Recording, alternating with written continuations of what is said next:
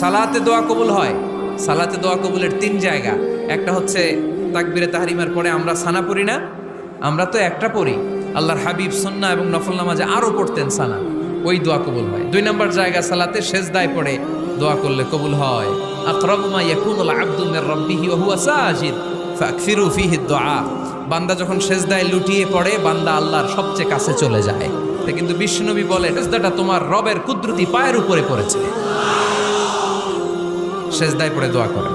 সালাম ফিরানোর আগে বিশ্বনবী দোয়া করতেন, লা ইউসাল্লিমান্না আহাদুকুম হাত্তা ইয়াতাআওয়াযা মিন আরবা'a। আল্লাহর হাবিব বললেন, 4 জিনিস থেকে পানাহ না আছে আমার কোন উম্মত যেন সালাম না ফিরায়। তারা যেন পড়ে, আল্লাহুম্মা ইন্নী আউযু বিকা মিন আযাবিল কবর, আউযু বিকা মিন আযাবি জাহান্নাম, আউযু বিকা মিন ফিতনাতিল মাহইয়া ওয়াল মামাত, আউযু বিকা মিন ফিতনাতিল মাসিহিদ দাজ্জাল। আল্লাহ কবরের আযাব থেকে বাঁচাও, আল্লাহ জাহান্নামের আগুন থেকে বাঁচাও, আল্লাহ জীবন মরণ